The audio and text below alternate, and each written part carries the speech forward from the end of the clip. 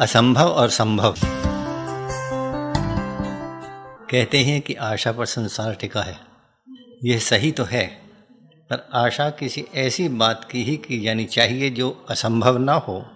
यदि मनुष्य में इससे संबंधित समझ का अभाव रहता है तो उसका बहुत सा समय और श्रम पूर्णतः असंभव बातों को भी पूरा करने की कोशिशों में बेकार चला जाता है। नेपोलियन के लिए इस शब्द का अर्थ अत्यंत सीमित था। सच्चाई यह है कि जो लोग यह कहा करते हैं कि असंभव कुछ नहीं होता, वे ज़रूरत से ज़्यादा आशावादी होते हैं और कई गलत फहमियों में जीते हैं। उत्साह बढ़ाने और हिम्मत न हारने के लिए उक्तियों का सहारा लेना उचित है, पर ऐसी उक्तियों का नहीं जिनका खोखलापन आगे चलकर आदमी को इतना निराश कर दे कि वो कर्म पर से ही आस्था खो बैठे। हमें संभव और असंभव का भेद जानकर ही जिंदगी जीनी होगी। कीचड़ को धो धो कर सफ़ेद कदापि नहीं बनाया जा सकता। कुत्ता कभी आदमी नहीं बन सकता। केवल रेते से पक्की दीवार कोई नहीं खड़ी कर सकता। मूर्ख व्यक्ति का हृदय कभी चेत नहीं सकता, भले ही उसे ब्रह्मा के समान गुरु मिल जाएं। इसी प्रकार आसमान से तारे तोड़कर लाने का भी सही मतलब सब समझते हैं। हमें गीता का उपदेश मानकर कर्म अवश्य करना चाहिए, लेकिन दिशाहीन नहीं। हमें सफलता के लिए प्रयत्न अवश्य करना चाहिए, लेकिन दिशाहीन और विवेक शून्य होकर नहीं। हमें कदम बढ़ाने के लिए आशा अवश्य करनी चाहिए, लेकिन असंभाव्य बातों के लिए नहीं।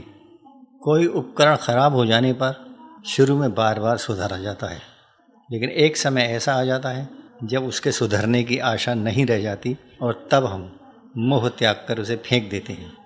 कोई भी खाद्य पदार्थ एक सीमा तक ही उपयोग में लाने के लायक रहता है, उसके बाद उसे खाना श्रेयस्कर नहीं रहता।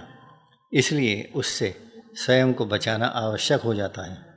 किसी पति पत्नी के पारस्परिक संबंधों में इतनी अधिक विपरीतता आ जाती है कि कितने ही सत प्रयास करने पर भी उनमें समझौता संभव नहीं रह जाता। इसी कारण तलाक की व्यवस्था की गई है। यही बात किसी व्यक्ति के राक्षसी स्वभाव के बारे में है। राक्षस हर युग में रहे हैं और हर युग में रहेंगे।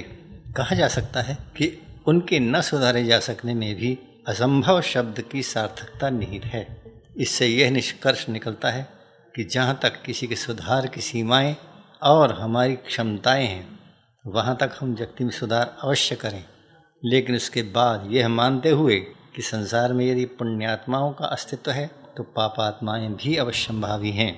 गांधी जी के 3 बंदरों के समान सारी बुराइयों के प्रति अपनी आँखें, अपने कान और अपना मुंह बंद करके हम केवल अपना सुधार करें।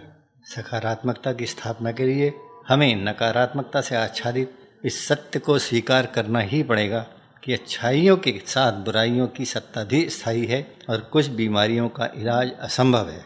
इसी प्रकार हमें भविष्य के लिए अपने पैर मजबूत बनाए रखने के लिए इस तथ्य को भी स्वीकार करना पड़ेगा कि यद्यपि आशा पर संसार टिका रहता है, तथापि आशा टूट जाने पर वो ढह नहीं जाता। इस विवेक से हम में संभावित निराशाओं की कड़वाहट को झेल पाने की शक्ति बढ़ेगी और हम अपने को बिना धोखे में ये दोहरा सकेंगे। यदि आदमी के लिए आशान्वित होना ज़रूरी है तो उसकी ज़िंदगी में निराशाओं का आना भी ज़रूरी है, और उनका सामना करने के लिए उसमें शक्ति का रहना भी ज़रूरी है। डॉक्टर रमेश चंद्र मेहरोत्रा की पुस्तक सच बड़ा सच संपूर्ण सच का ऑडियो रूपांतरण अरपा रेडियो के लिए